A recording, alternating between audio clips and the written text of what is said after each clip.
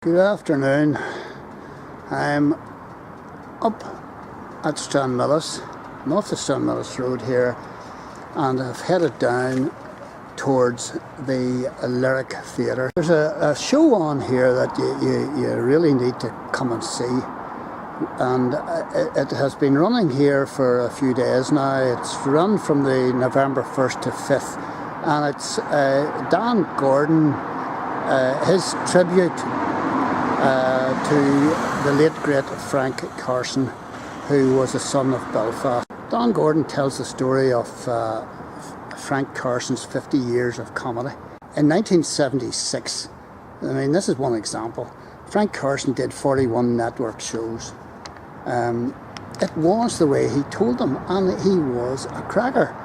He was in the Comedians, the good old days, the Royal Variety. He was Mayor of Balbriggan. He was King of Blackpool. He met the Pope, John Paul II, and he regularly entertained royalty. The man was a legend.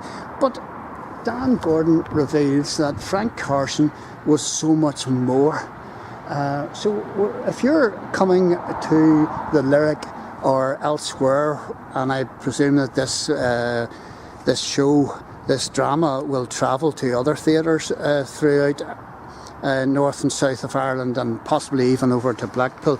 If you're coming for that alone, there is so much more. This drama, this sort of monologue, lasts for 1 hour and 15 minutes, and Dan Gordon just goes non-stop with it. Dan Gordon's performance is just extraordinary. It's peppered with Frank type jokes, but it's not just that. This is a labour of love by Dan Gordon. This took Dan Gordon 3 years to put together, to write, and it's a biographical tribute to the greatest comedy legend to come out of our city. The show is called A Rebel Without a Pause. As I say, this was much more than someone who looked like Frank firing off quick-fire gags. This was a look inside the man. What made him tick? Where was he coming from? Sailortown, a poverty-stricken little area of... well, there were immigrants into Belfast, and the type of youngsters that were running about the street had no arse in their trousers, as Dan would have said.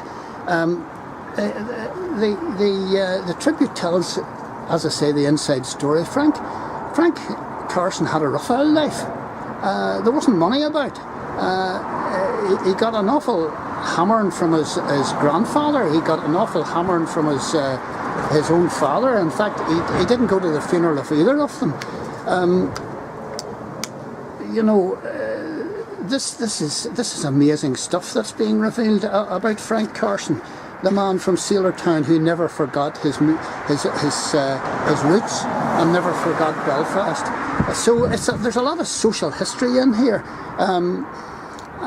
Frank ended up in the British Army, and many people don't even know that. He served all over the place. He was in the parachute regiment, would you believe? He served in troubled Palestine, and the British Army were like a referee between the merciless Arabs and merciless Jews in their conflict, and the emergence of that led to the emergence of Israel. And Dan Gordon reels off one story after another, and they're linked with Frank's gags.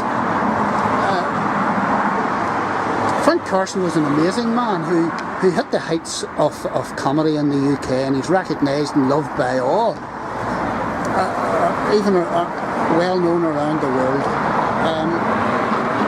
This is a much deserved tribute story to Frank Carson from Dan Gordon. And Dan Gordon, the man must have been absolutely in a lather of sweat when he finished. He was dancing about the stage. He just was so